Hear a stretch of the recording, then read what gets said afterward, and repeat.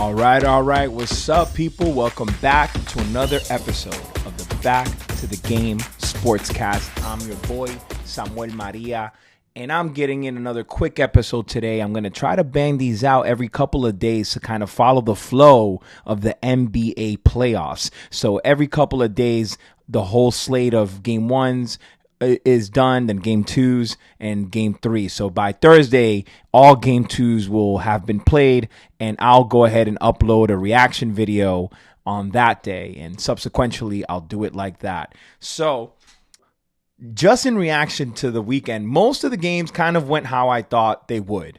I thought the Knicks would win game one. I knew the Celtics would win. Obviously, Cleveland won, although Miami played well. You know, again, that Heat culture that I mentioned. We also saw, but there were three games that caught me by surprise, that I thought would go the other way, and that if game one is telling, my prediction would be wrong. However, I'm not going to go ahead and jump ship on my picks just yet. There's only one that I'm teetering on that I wish if now in retrospect, maybe I would change that pick. It's probably not the one that you're thinking, though. I'm watching a lot of the talking heads, a lot of the people in sports talk, really wanting to rethink their pick on the Warriors-Rockets. I also picked the Rockets in 7. I'm going to stick to that pick, and I'm going to tell you guys why. But first, I want to talk about the other couple of games of the series that surprised me. First up, the Lakers and the Timberwolves, which is by far the biggest headline series in the first round because of how many stars it involves. One of which includes, I would say, number one, top 5 players in the league right now in LeBron James and Luka Doncic, and a top 10 player in Anthony Edwards. Now, I picked the Lakers in 6. I drank the Kool-Aid. This is the series that if I had to relook at it and reassess, and this is the problem with now watching all the games, just kind of going with the general knowledge and general feel. I'll get better about that.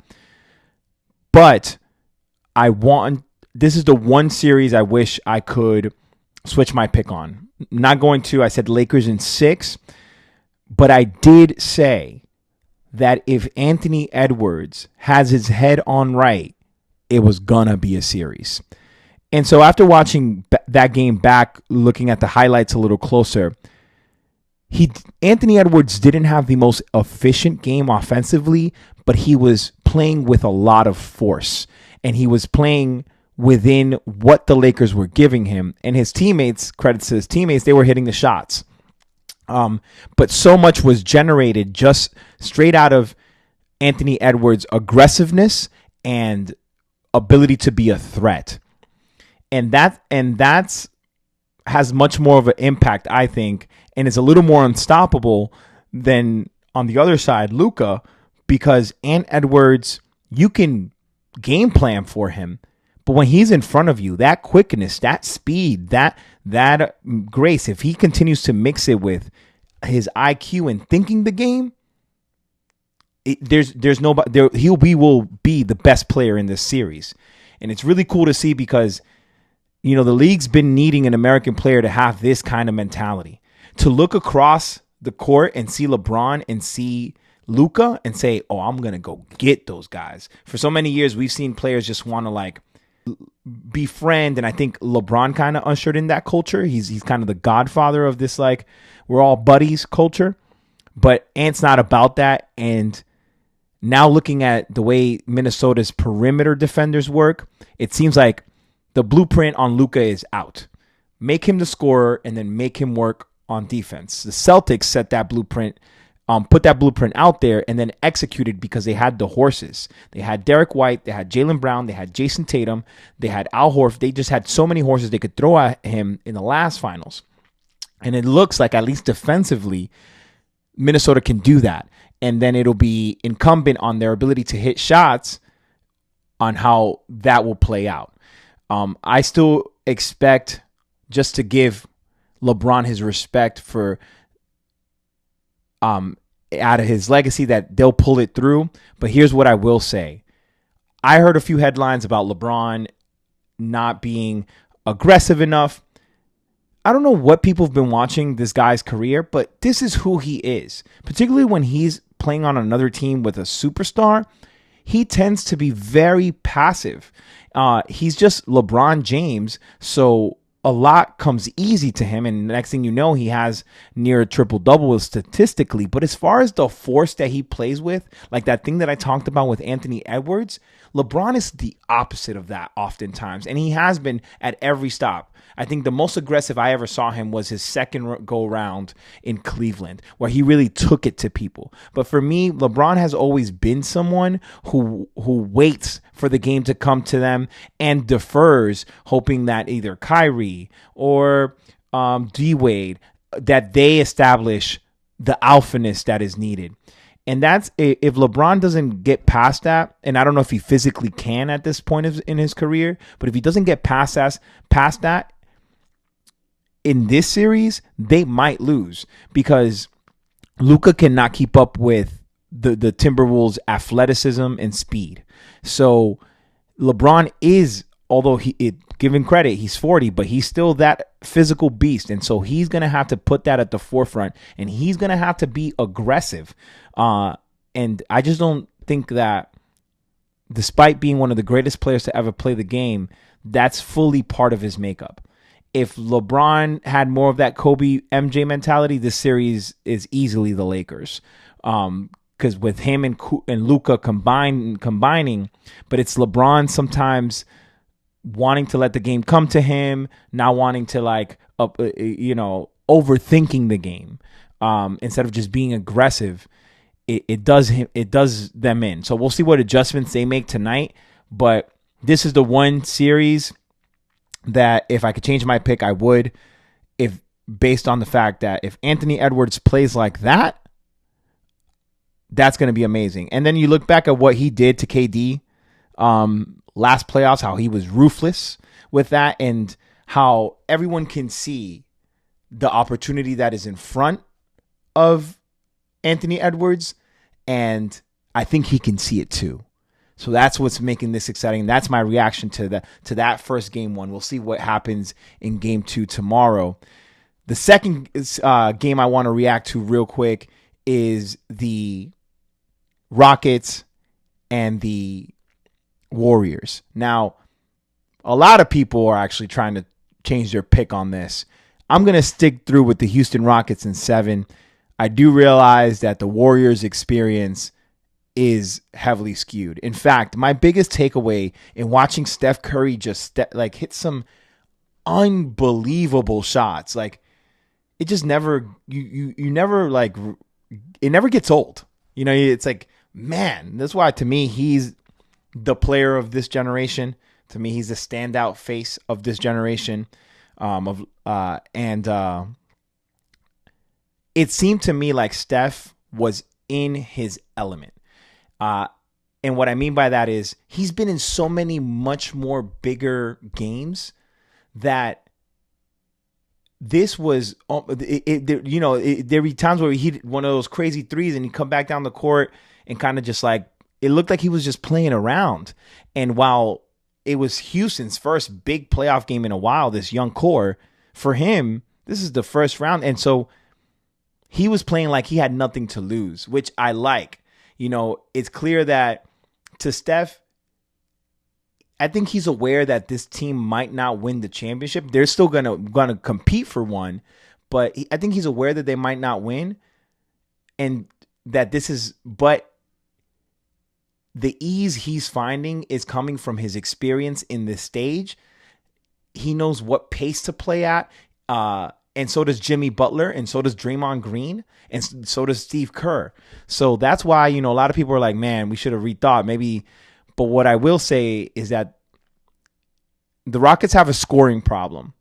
However, there were moments when they kept trying to fight back and claw back into the game, and eventually in that game one, the Warriors were able to fend them off enough to win.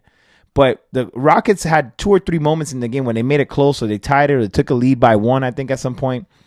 And what I saw in those spurts is they are relentless. They compete hard. They are physical. They're strong. They're fast. And if they could just hit a few of their shots, if Green could hit some more shots, if Van Fleet can hit some more shots, they should win this series. And I think what comes to mind is actually a series early in Curry's career. And I think these series like this for a young group are very important. 2 series. The Celtics versus the Cavaliers in the Eastern Conference Finals on Jason Tatum's rookie year and Jaylen Brown's second year. And the first round series against the Spurs, or second round Spurs, that the Warriors had early in that Klay Thompson and Steph Curry era, where those young Bucks really proved themselves. They wound up losing the series, but man, they sent a message. And I think it's important for Houston to send a message and to know that. And I think that they can win it because they technically have the more horses, but they have more stamina. They're stronger, they're taller, they're faster. And if they can just get themselves to slow down a little bit and just take the shots that you always make in practice, and they win the series. So I'm going to hold out faith that Houston will come through, send a message, and win this in 7 games. But I totally see how the Warriors can win this. I think it's pretty obvious. Steph Curry, this is round 1 playoff is like regular season for Steph Curry, and it showed. I mean, the guy's taking logo threes, just tossing it up like it's target practice, swish, smiling on the way back down the court. Steph Curry will really get down to it when it's like the gold medal of the game for the Olympics or the finals. Like, this is practice for him almost. And I think Houston is at a disadvantage when it comes to that there. So, but I'm going to stick with my pick. Houston in 7 games. I think Gerald Green will play a little better, and Van Fleet will play a little better. And I think that the Warriors will run out of stamina. I think maybe the Jimmy Butler thing really comes into play this round. He is just really a tough player and a smart player, and he really forces you to play half court. And that is not Houston's strength. I think you heard Kerr kind of say that in the timeout. He's like, they can't score on us. So that might win out, but it's just 1 game. I'm not going to overreact. I still think that Houston's physical prowess and youth could make it a series, and then who knows what happens in the 7th game. I will say if it goes 7, most likely the Warriors win out of experience. I maybe should have thought that pick through a little more, but I'm going to have faith. So it's either going to be Houston in 6 or Warriors in 7. I just jumped all over the place, but hopefully you got something from that. Just quick reactions here. And the last game I want to talk about real quick is the Clippers being the Nuggets. I'm going to stick with the Clippers with 7. I think they're just a better team on both ends. And for most of that game, the Clippers dominated and they let it slip at the end. You got to give Denver credit. They got the experience. They got the pedigree. They've been here before. And they were at home. So it's not surprising that they pulled it out. So we'll see. And you would think if it wasn't for one player, I would say, man, the Clippers may be better, but they're going to succumb to their lack of experience or lack of championship mojo. But the Clippers do have Kawhi Leonard, and he's proven in that way. So we'll see. We'll see. This is definitely going 7, though. And that's how game 7 is anybody's guess. But I'm going to stick with the Clippers. I think they're better defensively, and I think that the Nuggets' turmoil will come back to rear its ugly head. But, man, Nikola Jokic is just a beast. He impacts both offense so much. And I think everyone around him elevates their play when he's on the court. They were lucky to come out with that game 1, but they did. So they're still in the series, and we'll see how the Clippers respond. But overall, a really nice, exciting week. It seems like the guys are competing. It seems like a lot of the complaining from the fans and the lobbying from the press about the NBA product being diminished has really reignited a fire in the NBA players, and you see them competing. I also think that there's an interchange of generations where the old guard is on its way out, and they're not really as close to the young guard. And the young guard is trying to find an identity to who they are, and it's clashing in real time. We'll see what else in sports to hit before I go. Cooper Flagg declared himself for the NBA draft. That's pretty cool. I think he's going to be a beast. Outside of all of his amazing physical tools, the thing that I love most about Cooper is his mentality and competitive spirit. I think that is always a difference setter. What makes someone a Kyle Kuzma or a Kobe Bryant, a Clyde Drexler or Michael Jordan. Like it's that little small 10%. And every time I've seen Cooper play, he plays the game in the right way, but he's aggressive. He knows when it's time for him to ball, and he is not scared of no one. So looking forward to having him in the league, and we'll see what happens. All right, so there it is. The latest episode of the Back to the Game Sportscast. Quick reaction to the Game 1s of the 2025 NBA playoffs. As always, like, subscribe, and share if you're digging the content. If you agree with what I said, let me know in the comments. If you disagree, let me know too. Again, I'm sticking with I want to change my pick. I'm thinking Minnesota is going to pull this thing out, but I'm sticking with the Rockets, and I'm sticking with the Clippers. So everything else kind of played itself out pretty good. Knicks looked good. Celtics took care of business. Cleveland took care of business, although Miami played pretty well. Yeah, that's all I got. I'll catch you guys on the next one. As always, like, subscribe, and share. And I'll catch you guys soon. Peace and love.